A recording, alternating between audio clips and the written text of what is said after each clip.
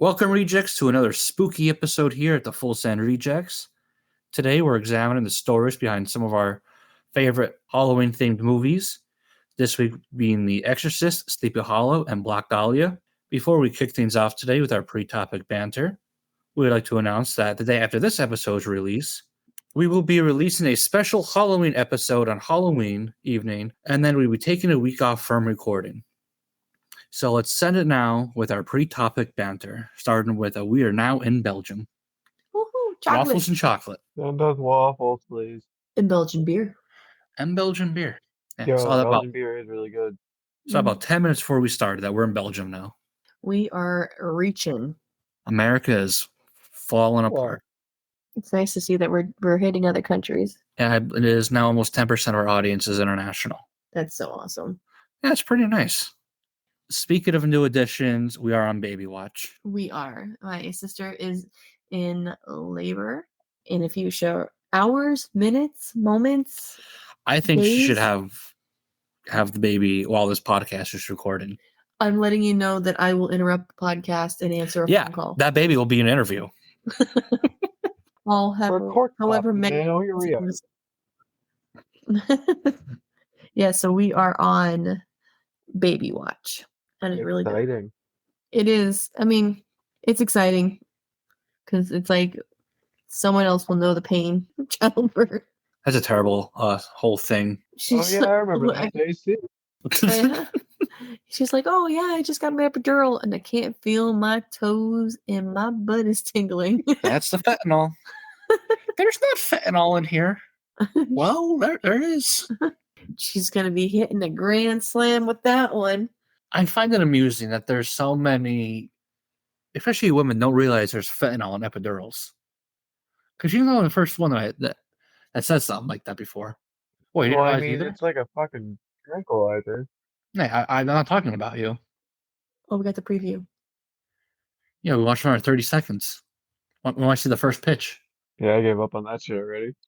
World Series. Yeah, World Series starts tonight. No Yankees, no Phillies. Hey, you asked me when this started who I want. I said Diamondbacks, and here we are against all odds. Yeah, I would rather the Diamondbacks take this. Here's a fun, my favorite. Here's a fun statistic for you. Okay, there are 2 times where an Arizona pitcher killed a fucking bird with a baseball, and both times ended up in the World Series. Were there really 2? Yeah, you had Randy Johnson when he did it, and then this year, I think it was during practice or something, a pitcher took out another bird. Oh yeah, I forgot about this year. Yeah, he was drone hunting. Duck hunting, but it was birds. Birds aren't real. Birds are drones. Birds are drones. If you don't believe me, Welcome to the Full Send Conspiracy Theorists. Listen, if you don't believe me, remember Australia went to war with ostriches, or no, emus. The Great Emu War. Yeah, you Liberty. You know, I forgot I needed for today's episode. What's my that? new bottle? Yeah. I'll be right back. Entertainment. So, just to anybody who is, who's faithfully listening to us, last week's bet when it was Battle of the Fantasy football on both sides, husbands versus wives, we made a bet, and the loser had to buy the opposite person a bottle of their choice. Let's just say Anthony is drinking fancy. Today's serotonin is sponsored by Macallan's Single Malt Scotch Whiskey. Oh, you classy bitch. That's a nice bottle. Ooh. They had this big one, and it was. I'm drinking Silver Falls purified water. Ooh, look at you going a little extra today. Just remember, if you drink, don't get behind the wheel if you drink too much of that. Yeah, H2O is killer, bro. Well, that's nice. And let's pour the scotch in here. Love. Only a little bit for now. Don't want to waste this. You classy bitch. Listen, I'm a classy broad every now and then, all right? But yeah, Anthony won. I lost, and I. It tastes good. Yeah. Yeah, there's a nice sense of victory in there. Yeah. Yeah. I just heard a baby. Liz destroyed me. Did she? Anthony wiped his ass with me. It was not even close. It was disgusting. I had fucking people who put up Yeah. 0.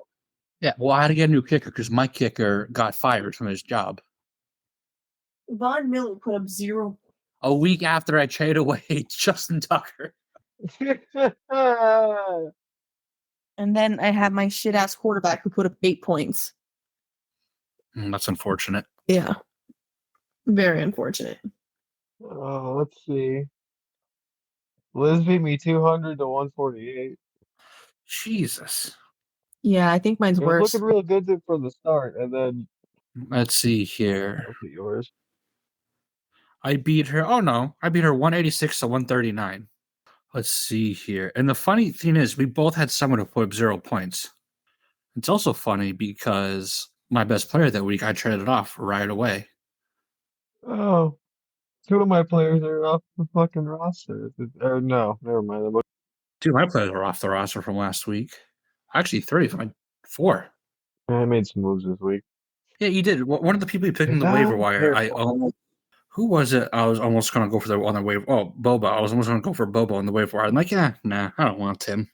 Yeah, I got him on Wednesday. I'm like, I don't even know why I wanted him. He's not going to do good anymore. I picked up Malik Willis, so I got buyers. picked up 3 people last week or this week. Bobo, Pierre Strong.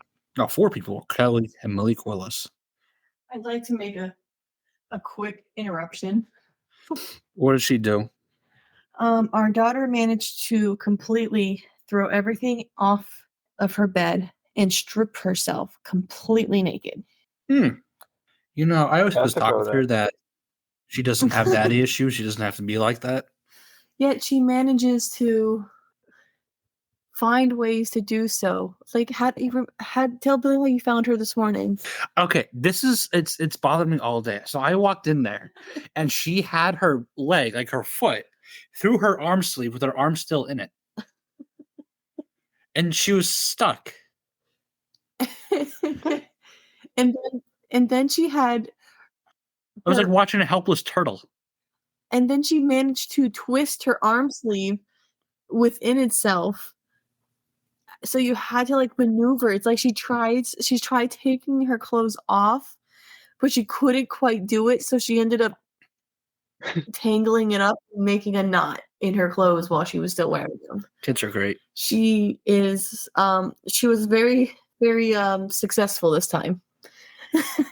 That's And it is for a 22-month-old kid. She is very impressive. She can undress herself without an issue.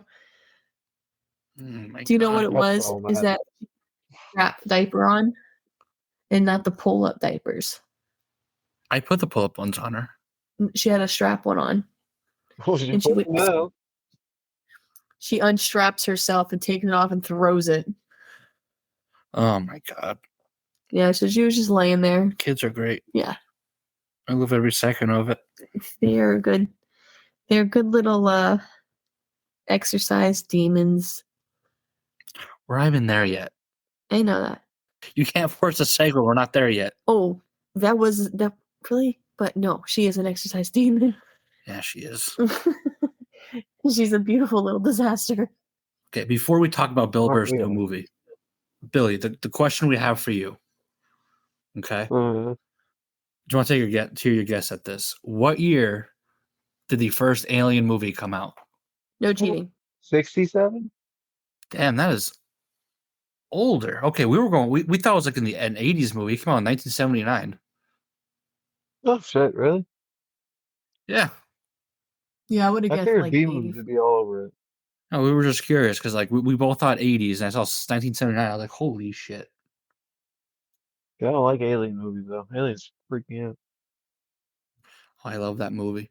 I also love a recent movie that just came out. Bill Burr's new movie, Old Dads. Yeah, let's make Billy sad as a funny movie. It's okay. Rose fell asleep about 20 minutes into it. It was funny. And then once he realized I wasn't laughing anymore, he's like, oh, okay, she's done. Uh-oh. It is one of those. Well. I am one of those people who do that. Oh, don't worry. She's also one of those people who are like, hey, you're not going to be able to stay up for this movie. Are you sure you can handle this? Why would I say such a thing? Because we had an intercourse right beforehand, okay? He was exercising his demons. I was going for another round of being an old dad. Now who's an exercise machine? It was funny. Like I told you, there was heavy King of Staten Island vibes. Same kind of not plot line. I don't know, themes. I didn't realize I'd be on the wavelength of a 51-year-old. Like, I know the other parents are supposed to be my age. Yeah. What happened to the principal made me very, very happy. It was very satisfying. No spoiler alert. From what I saw, she was a bit of a Kuntasaurus. Oh, she was definitely one of those. That is the word of the week. Kuntasaurus? Yo, I've been throwing around the... And we've all dabbled a little bit in the Kunt. Ooh. I was trying to see if you needed a refill. Oh, you're trying to refill me. Yeah, I read Oh. you had 2 drinks, so I wasn't sure. Yeah, but I'm not drinking much of this. No, you want some Pepsi? Yeah, put some Pepsi in it, some Diet Pepsi. A Diet Mixer. Pebbles? Almost drank the whole thing. Driving fast. Are you there? I am here. Billy? Oh. Yes. Okay. Remember how I said this would be an easy night? You're going to have some editing and a lot of dead air to cut. Yeah. It shouldn't be that hard because our things are not that big. So you really just have to pay attention to Hey, it. my thing is argumentative write-ups. Moving on to the first one. The Exorcist. I am going to wrap up this spooky month with a movie that I found absolutely intriguing as a child, and along with the Halloween movies, became a key reason why I fell in love with the horror movie genre to begin with. The Exorcist and the true story that inspired the movie. In March 1949, newspapers in Cottage City, Maryland, reported that a 14-year-old boy known as Robbie or Roland Doe was possessed by something sinister who eventually underwent exorcism by priests. I really should have looked at the city of Cottage City because I just imagined a bunch of cottages in a row making cottage cheese. Oh, it's better than me. I thought, oh, a young boy and a bunch of priests. Poor thing. Where could this go next? They exercise those The demons. Holy Spirit is sure. The boy, who is later identified to be most likely named Ronald Hunkler. Oh my god, I just watched a cat just go in the air and pounce. Okay, moving on from that. Air Jaws. You're like, cat's a killer. No puzzle. You're a killer. Ronald was raised in a German Lutheran household and was gifted an Ouija board for his birthday from his Aunt Harriet. Once she passed away, the boy began to experience abnormal things around the house, rattle on the walls, strange noises, and flying objects. The family tried to contact the aunt after her death, with the result being Roland having scratches all over his body and his bed. An impromptu Catholic baptism sent Roland into an uncontrollable rage, leading his family to contact many experts that they could find. They would end up settling with Father Raymond J. Bishop, who performed multiple exorcisms. It's kind of funny how I just chuckled myself that a bishop was the father. I was legit laughing to myself about it. Thank you. I'm not the only idiot. Father Bishop or Bishop Father, whichever one you want to go with now. His exorcisms had to be stopped early as Roland ripped off a piece of mattress spring and threw it at the priest. Keep in mind he was restrained, but he got his hand loose and just ripped off a piece of spring and threw it at him. Yo, them demons go. A few days. They do. They go to the gym. They get swole. A few days later, red scratches that spelled Lewis formed on Roland's body. The family went to St. Louis University and was introduced to Father Walter H. Halloran and Reverend William Bowdern, who performed their own exorcisms. When Reverend Bowdern left a crucifix... Go ahead. So it's spelled out Lewis, so they went to St. Louis University? That was the correlation? Apparently. That's what they got out of it. I believe there was actually a family member whose name was Lewis that was deceased. It just so happens that they also went to St. Louis University. Coincidence? I think not. Yeah, no. Personally, conspiracy theories. Personally, I would have just left the child at an orphanage, but, that's me. What, a Catholic Fire. one? Get him fixed and not. What? He's already going through hell. Literally. See, he gets it. Let's see, where was I now? When Reverend Bodern left a crucifix and Roland's pillow, the family saw furniture flip over, the mattress began to shake uncontrollably, and the crucifix was simply pushed to the end of the bed. Sounds like an average night in our bedroom. Hi-yo. Minus the crucifix. Yeah. We ignore God in this bedroom. I don't know, seeing another man hung like that gets me excited sometimes. Christmas feeling.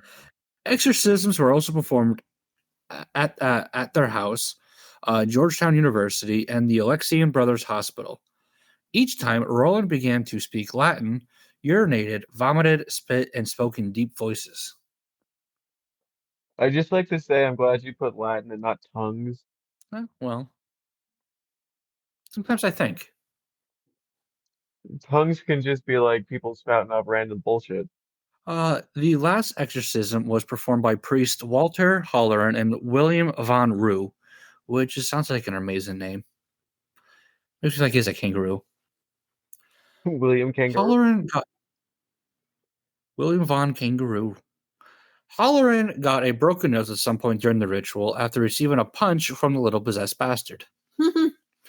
However, the priest claimed that this exorcism was actually successful.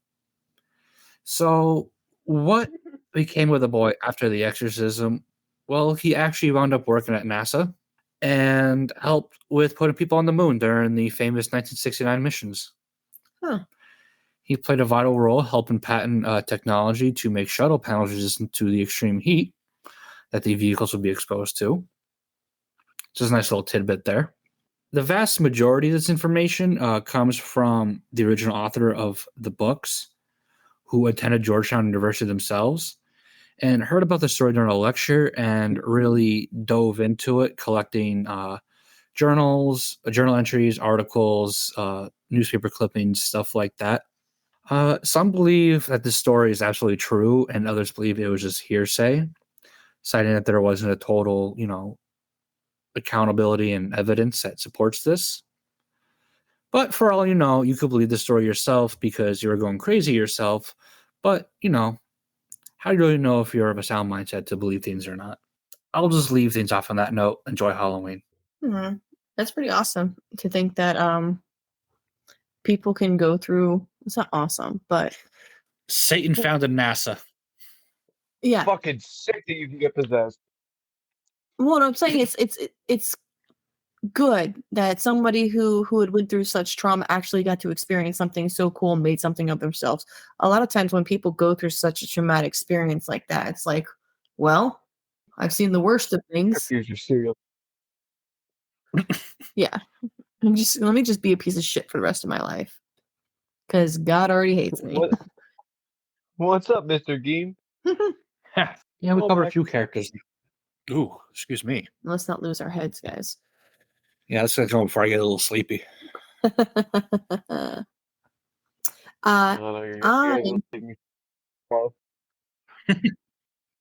are knee deep in these. I am doing Sleepy Hallow, so I want to get into this. A lot of the stories that I've done for Halloween have been fictional urban legends. So once again, I pick a subject and I was like, all right, well, let's dive deep into this and see if there's any truth to it. So here we go. Is there? You'll see as I read. This is bullshit. So I'll hear. Yeah. You don't want to get... Why we don't read? You don't read it and you just listen? Yeah, I just listen. Okay.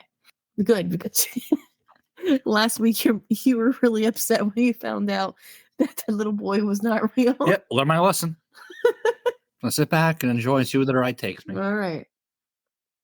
Go ahead. Shut up. I knew you were going to do something stupid, too. I'll do something stupid. Are you ready? Yeah, go ahead. Every year. Jesus Christ, Billy. Billy, this poor woman is just trying to read her piece. I can't even get the first sentence out of the way. I know, it's my bad. My bad. Want me to give you a countdown? No, Okay. you're really not good at counting down. Oh, at least I can read sentences. Anyways, every year when the green leaves turn bright orange and the pumpkins appear on your doorstep, Washington Irving's classic ghost story of the Legend of Sleepy Hollow is retold. Congrats on getting through a sentence. Shut the front door. The beloved American legend follows of the tale of Ingerbot Crane, a superstitious school teacher who finds himself in a haunted town of Sleepy Hollow. I'm sorry I'm laughing. It's just you say you can't get through one sentence. You got through one, and you fucked up the next sentence. This is why we have someone to edit. Oh, Hey, shit, that's me. superstitious school teacher is a fucking tongue twister. Yeah, it is. Thank you, Billy. Rude. I got However, you. he said it would know. Sleepy Hollow, where he suffered an ill fate encounter with the village's infamous headless horseman before he mysteriously disappeared from the community for good. While the legend is a staple in American folktale, its inspiration is global. Indeed, Washington Irving's haunted work is born out to be a mixture of foreign lore, local history, and it's a bit uncanny. The myth of the headless horseman, like much folklore, is shared across cultures. Oh, I thought I heard a phone. I got excited. Oh no, not you. Oh, it's probably Flores. Some more videos of playing with Legos. Okay. A decapitated apparition on horseback in both Scandinavia and Northern Europe. Ooh. In Irish tradition, there's a legend of a headless demon who went about on black horse in the tale of Sir Gawain. Gawain. Gawain? I believe it's pronounced Gawain. You just wanted to say gay. No, that is sexist, first of all. And the homophobic, that's right. And the Green Knight, too. The Knight of Camelot beheads a green giant after being challenged, only to witness the creature ride off with his bleeding head in tow. A popular myth following the American Revolution was the story of the headless Hessian. Yeah. Thank you. German mercenaries. Hessian. Soldier. Hessians were German troops called upon to aid in Britain's fight against the American colonists. This is one of the particular Hessians was reportedly decapitated by a cannonball during the Battle of White Plains in 1776. I can't believe they went swimming during battles. God damn it. As the story goes, the corpse of the beheaded Hessian was buried soon after his death at the Old Dutch Church in Sleepy Hollow, near the small village of Tarrytown, New York. It was believed to be that the Hessian would arise at night and search for his head, and anybody who was ill-fated enough to come across his apparition was condemned to death. While skeptics of the supernatural could argue against the existence of a headless horseman, historical records show, according to the New York Historical Society, that there actually was a real decapitated Hessian soldier. In his 1798 memoir, Major General William Heath wrote, "A shot from the American cannon at White Plains took off a head of a Hessian artilleryman." Artilleryman. That's what he said. The man with artillery. Tally ho! Which you can actually, it's actually. Is it the baby? She's 7 centimeters now. I don't know what that means. She's That's a lot of she's centimeters. Yeah, I know it's a lot of centimeters, but like, what's like the birthing centimeter? When you look at your hand, it's 1, 2, 3, 4, 5. Like Okay, that's inaccurate. Okay, let's just say a whole donut. Like a Dunkin' Donut or like a regular size like bagel or donut. Well, they throw bagels into this. Like we have they're all these. Not the same size. No, they're not. A bagel. Bagels are just hard donuts. I don't like that. Can we move forward? No. Okay. Wait till you hear about a vasectomy or whatever the fuck they're called. Anyways, the haunting tale of the headless horseman soldier was well known in the Northeast. Coincidentally, about 10 miles from White Plains, New York, there was a gruesome death and said that to happen, a teenage boy of the name of Washington Irving lived with a friend in the small village of Tarrytown. Now, if you guys remember, Irving is the writer. Irving is the writer. Oh, that guy. I'm just nice that some guy named Terry got his own town. Yeah. Was he a Hessian? No. Okay. The true story of Sleepy Hollow can be traced to Washington Irving's early years. At the 15, he left his native home of New York City and made his way to north of Tarrytown, where his friend James Kirk Paulding lived.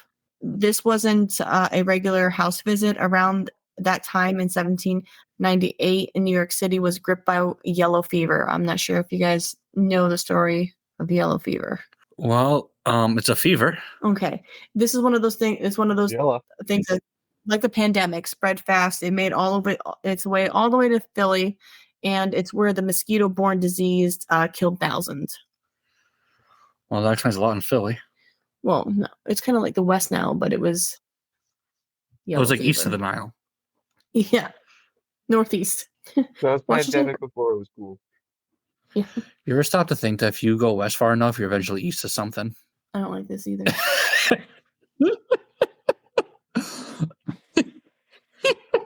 Okay. Anyways, Washington Irving's family was among one of those wealthy enough to leave the city and find a refuge elsewhere. They escaped to the countryside of the Hudson Valley, where Irving's writing took place. He adored the eerie feeling of the colonial Dutch architecture. The infatuation with that greatly influenced Irving's creation of the legend of Sleepy Hollow. In a number of ways, it was, besides having the fictional Sleepy Hollow village molded to the real town of North Tarrytown, in which he did live. The writer was based all these people off of characters in real life. So everybody who he based off, the teacher, the love interest, these are all people he knew. He just changed their names but built the characters off of them. Sleepy Hollow is one of the places that are on my spooky bucket list, and I can't wait to visit. The history, the town, the statues, and all things spooky for a full send field trip, I'm all for it. So what do you say, boys? Who's down for a 2.5 hour drive? Fuck that. We're riding horses. Well, that would take a lot longer. We break at dawn. Yeah. I'm just saying I call shotgun. And I'm taking a horse. A horse? There's a whole entire museum down there. Yeah. They have parking for a horse. Are you gonna go to where you die off a horse? Wear it high up to where you can see just out of some mesh clothes, and you're just completely riding without a head? Now you're just being silly. Well, when I was looking up my research, a lot of people would do that. Around the Halloween, they would gallivant during Tarrytown and Sleepy Hollow, and they would put on such costumes because people these days they have the you can do it experience for design and costume that you didn't have back then. You had to be more creative with things. Look at the freaking Halloween costumes they have nowadays. You can be an inflatable anything you want. Oh my god! I thought it was cool. My fucking face blood. Inflatable. Oh yeah, that's your cat marks. This asshole. Well, let's get a cat. Can I fuck you up? I fireball. She fucks everything up. She's like, you were talking about me? You rang? And when you speak of the devil will arrive. Yeah, so let's not speak of the devil anymore. Segue into a segue Fireball into an... Wait, is the devil in this story?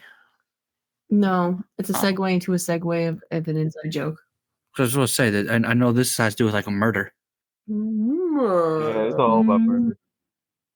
Things go dark here. Yes. Black almost. Racist. Wow. I say Black Friday before, and you give me all this shit. Now here you are. How the tables. Hey, I didn't come up with the name.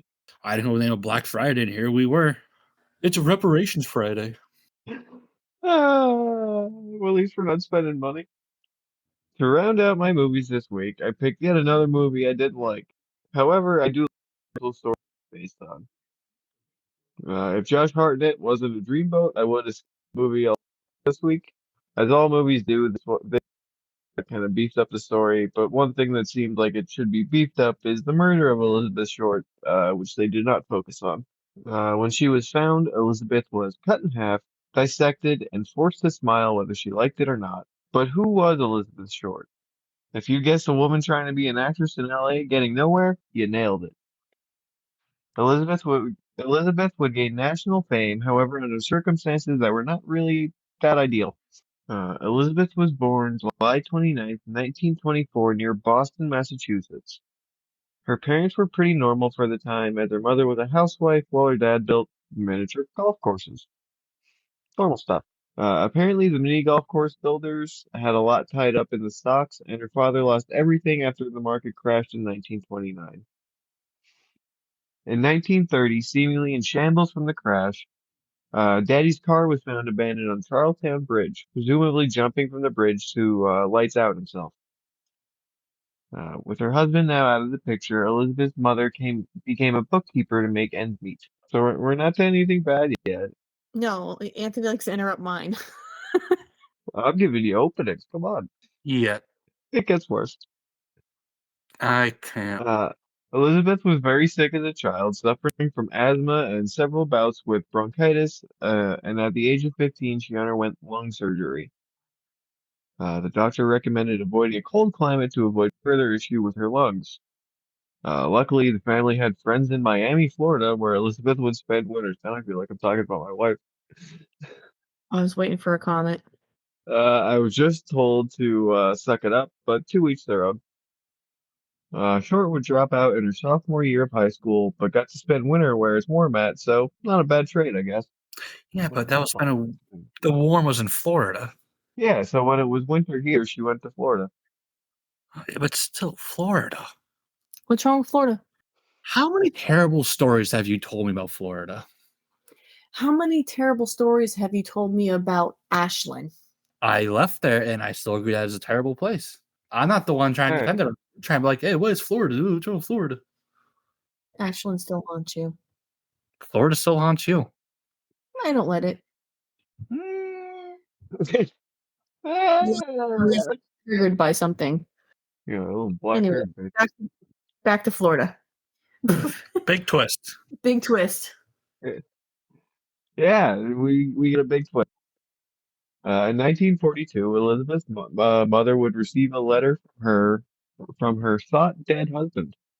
Why would I write that like that? Weed, baby. The letter explained how he had faked his death and moved to California, where he had started a new life. At just 18 years old, Elizabeth would pack her bags and move with her father in Vallejo, California. I'm just writing in the apology for mispronouncing that because I know it's going to happen. I think you're pretty Uh, close. Vallejo. Vallejo, something like that. I tried.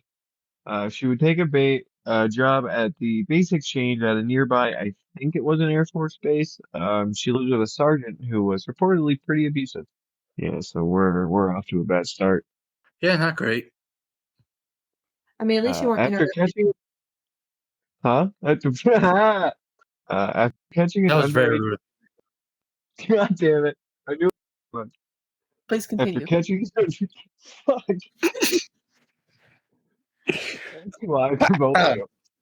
After catching an underage drinking charge, Liz would move back to Florida for a little while, where she would meet yet another Air Force officer. She had a type. According to Elizabeth, he had proposed marriage, but he would later die in a plane crash, as one does in war.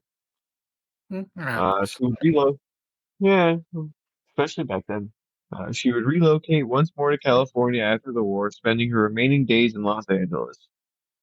She had aspirations of being a talking picture star, but had zero credits to an acting career. Talking picture star. I love the 40s. I had to put that in because that's one of my favorite, like, old-timey words. I'm gonna be in Right. talking picture. Last alive, January 9th of 1947, when she was dropped off at the Biltmore Hotel by a man she had been dating by a married man she had been dating, because that's how we do things in the 40s. I think they still do it that way. Yeah, yeah, that's a child. Yeah, we're on baby watch thinking a new baby was going to be born during this episode. Turns out it's an existing baby. Hands there already. Yeah, she's probably got her arm stuck in her own shirt again somehow. If I can hear her now. Still crying. Well, Texas scored. Oh yeah, I should actually set alerts. That's what are you, ESPN? Okay, she's calming down now. Ooh, Arizona's in position to tie it up. That's what Evan Longoria is. Evan Longoria. Jesus Christ. I thought he retired. Me too. He's batting 158 this year. Jesus Christ. I thought he should have retired. On quick update on the baby situation, I believe she's now getting a new cup of milk. The live one or the one inside still? Well, I don't think the one inside is going to have a cup of milk right now. So the alive I don't one. know how that works. You'd be surprised to hear that it's very difficult for a fetus to operate a bottle of anything. Yeah, it's a miracle of life. Anything's possible. Oh, it's got a triple. It's tied game. Oh, Is she okay? Didn't hear you. Sure. What's that? Oh, I feel so better and get a new Bubba. She's okay. it's good. She heard different limb. She heard us say we want to make it through the podcast without any issues, and she's like, challenge accepted. Yo, bet. Did you continue reading or you just got No, we got distracted. Okay. We entered baby watch and then baseball watch. Oh. Okay. We also just realized Evan Longoria of the Rays is still playing. On Diamondbacks right now. Yeah. He just scored. Yeah. Blows my mind. Yeah. He's not doing too great this year. Well, he's old as hell. 38. That's like 60 in regular people terms. Yeah. His It's hard prime to play baseball past was the Rays. Well, he's about to win it with the Diamondbacks, so. Anyways. Witnesses at the are we just editing right back into it? Wait, where are we at? Oh, okay. I see where we're at. Witnesses at the Bitmore. Witnesses at the Biltmore claim to have seen Elizabeth using the lobby phone in the hotel, and at a nearby cocktail bar claimed to have seen her there shortly after the Biltmore staff said they did. These are the last known sightings of Elizabeth when she was alive and in one piece. Did you put the not so smart in there? What are you talking about? He's like, did I do that? Yo, I was real high when I wrote this.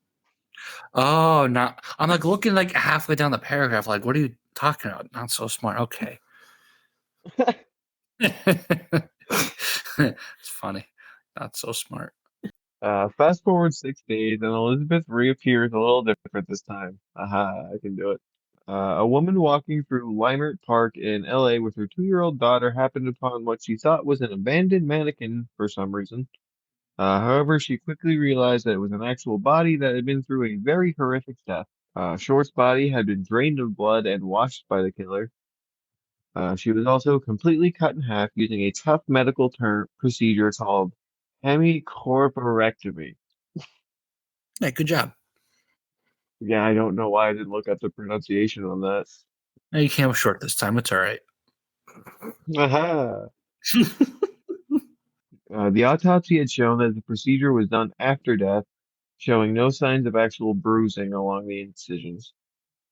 Along with several cuts and bruises on the body, her face wore an awful grin as her mouth had been cut at the corners nearly 3 inches on both sides, leaving a grotesque-looking smile sometimes referred to as the Glasgow smile. The body had also been posed a la Danny Rolling in a provocative fashion. Why so serious? Yeah, they stole it from the Joker. Oh, yeah, that's a callback right there. Danny Rowland. All over the callbacks today. References. During the autopsy, things just got worse, as they tend to do on this podcast. There you go. Love it. Medical examiners determined that Elizabeth had died merely hours prior to her discovery. The examiners also noted another laceration measuring 4.5 inches from under her belly button to her suprapubic region, which is obviously right above the junk. It also could be proven, but there was a possible rape as her anal canal was dilated. However, testing came back negative when tested for reproductive fluids. She was only 3.5 inches dilated, keeping up with the dilation. So, like, what is 3? No, I'm not getting into that. Like a fig The Newton. exact, yeah, think Big Newton is. So is this big enough for the booty region for a raccoon to fit in? Oh my goodness. For maybe about one and a N- half. A raccoon and a half. A raccoon and a half. What about mice? Oh my goodness. Lemon winks. Mice could definitely do that. R.I.P. Lemon winks. Never forget. The examiners determined the cause of death was due to hemorrhaging in the brain after several blows to the head. Short was identified her fingerprints from her undress. Come on. Now police were left with the whodunit question. On January 21st, potentially received an answer. The editor of the Examiner, who covered the case in a real shitty way, had received a phone call from Elizabeth's potential killer. The Examiner found out who it was that was murdered, called her mom, was like, oh, she won a beauty contest, and then found a bunch of info out. The caller congratulated the editor on the coverage of the murder and claimed he was going to turn himself in eventually, but he was having too much fun watching the police chase him for a little. He had also told the editor to expect some souvenirs of Beth Short in the mail. A few days later, making good on his word, a manila envelope addressed to the Examiner was discovered. The words on the envelope were the typical cut and paste newspaper words stating, here is Dahlia's belongings, letter to follow. The envelope contained Elizabeth's birth certificate, business cards, pictures, names written on a piece of paper, and an address book with the name Mark Hansen on the cover. Much like her body, the contents had been washed with gasoline. However, detectives were able to get several partial prints from the items that they sent to the FBI. The same day, a handbag and a shoe were discovered in a garbage can 2 miles from the crime scene. The items were collected, but were wiped clean again with gasoline. Who the fuck is Mark Hansen? Well, we'll get there. A few days later, making good on it. Oh, wait, that's not fun. After a month of not hearing anything from the potential killer, on March 14th, Pi Day, an apparent suicide note was discovered in a pile of men's clothes in Venice, California. The note read, to whom it may concern, I have waited for the police to capture me for the Black Dahlia killing, but have not. I am too much of a coward to turn myself in, so this is the best way out for me. I couldn't help myself for that, or this. Sorry, Mary. There was not any sort of identification in the clothes, so this chapter of the story really left the detectives with about 42 new goddamn questions. The police did arrest Mark Hansen based on his address book being sent to the Examiner. According to Short's roommate, Elizabeth had turned down sexual advances from him, giving him a possible motive for murder. His alibi checked out and he was released. The married dude who dropped Elizabeth off at the Biltmore was also questioned. I bet his wife loved hearing about that one. He was released from custody after passing several polygraph tests. You know, it's the 40s, they're still using those. What a wild time. By the springtime, the case had gone completely cold, although the LAPD had received over 60 confessions to the crime. That's Hollywood, baby! The lead detective blamed journalists for compromising the case. Turns out, in 1949, the grand jury convened to discuss inadequacies in the LAPD when it came to homicide cases, especially that of women and children. We're having a baby. We're having a baby? This is probably the worst time this entire episode of bringing this up. Apparently, the head is at She's crowning. She is crowning. She's a full 10 centimeters. I knew that one. Yeah. Turns out it's not when you place a head ornament on a child, but instead it's when the head is at the opening of a female's genitalia. That's the best way I've heard it described. You need to send her. It's his time. Mufasa. Yeah. Send her. How do you do that? Remember who you are.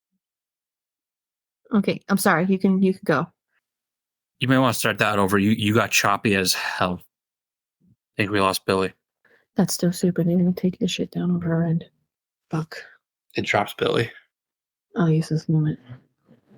If I fall on one sec. Someone just texted you. Oh my god, the poop sensation. She's going into labor. Are we losing? Yeah, he dropped out completely. I just sent a thing to see if it brings him back in. Spookiest yet. Shit, my phone just died. I don't know if you've seen, I've been like going something spooky, something more spooky. I noticed there was a difference in some of these, but now I'm glad it's confirmed. What's that? Are we okay on baby? That we are at crowning, and then Rose's phone died, so it is now currently going onto the charger, and we will be. The Millennium Falcon needs to get his ass moving. Oh, you got the Falcon? I got the Falcon. I couldn't find it anywhere. What about the one that's upstairs? I didn't see yours. Unless it's in the living. What about the one sitting right here? Are you kidding me? Apparently, I am. There's no block to this for some reason. It's on. It's charging. Update: we have a charge. We'll come back on. We'll have baby. Okay, we're good. Turn the volume on. Oh, my charger's on my side of the bed. Let's go. Let's finish this beginner. All right. So last we heard, regardless. Regardless of who was at fault, the case remains open to this day. Several potential suspects have been named, including Orson Welles, Woody Guthrie, and even Bugsy Siegel. I doubt any of these dudes have anything to do with this. However, one of the suspects, named George Hodel, sparks a lot of interest in my quest to be a Scooby-Doo detective. Scooby Dooby Dooby, where are you? Got some blunts to smoke. Shaggy's a shit. George was named by his son, Steve Hodel, who was coincidentally an LAPD homicide detective. George was never actually arrested for the crime, but was suspected as a killer for his secretary prior to the Dahlia murder. He had also been acquitted on a charge of raping his own daughter. Oh. George had also been trained as a surgeon, which would explain the perfect procedure splitting the body. Although suspicions seemed to point in the right direction, George had been dead before Steve had become a detective and named him. Way to go, Steve. Son of a bitch. That's the quick version of the Black Dahlia. Although it is listed as a horror movie, the movie of the same name is more a typical whodunit cop film, which focused more on the sweet Peach, Josh Hartnett banging his partner's girlfriend, and barely focuses on the murder itself. Bad movie, very interesting case to read up on or listen to podcasts about. I never know how to end these things, so thanks. I love it. Do you know what's funny? Is that there's another famous Elizabeth Smart story. Well, what did this one do? This is the one who got kidnapped next to her home. And do you know the story, Billy? Yes, but this is Elizabeth Short. Liz made the same mistake. Oh. Elizabeth Ann Gilmore is an American child safety activist and commented for ABS News. I was thinking I'm like, damn, what is the odds that two terrible things happen to the blonde girl? Two different women with the same name. She had national attention at age 14 when she was abducted from her home in Salt Lake City by Brian David Mitchell. Mitchell and his wife, Wanda Barzee, held Smart captive for 9 months until she was rescued by police officers on a street in Sandy, Utah. Yeah, what was it, Last House on the Left it's based off of? Is it really? Yeah, the horror movie. It's like, I think it's so. It's like Last House on the Left, and there's like a couple other movies that are associated. Abducted, The Girl Who Escaped. There's a bunch of different things and movies and shows and shit on it. For anyone who cares, free tacos at Taco Bell. Say what now? Free tacos at Taco Bell. A base was stolen in the World Series. Oh, yeah. Well, Taco Bell's happened tomorrow. Sign up for Taco Bell rewards and get a free Doritos Locos tacos only on the Taco Bell app. Woohoo! Look at you coming in clutch. Oh my goodness. This is our shortest episode yet. And there were so many problems. There was. So this episode will probably be less than an hour after editing. Yeah, they're getting to this week. Fuck them. Yeah, honestly. I mean, thanks for listening. Yeah. Thank you for listening, but we have to go for baby watch. Yes. So we're going to wrap it up now for us here, the Full Send Reject, so we can prepare for this child. We hope you enjoyed today's episode. And as Billy just said, that you guys go fuck yourself. We are getting 2 episodes this week with this one and a Halloween special. You look confused over there. Okay, now I'm getting calls, so we're going to wrap this up. Hope you guys enjoyed this episode. And until we come back from our week hiatus, stay spooky and fucking send it. Fucking send it. Send it. All right.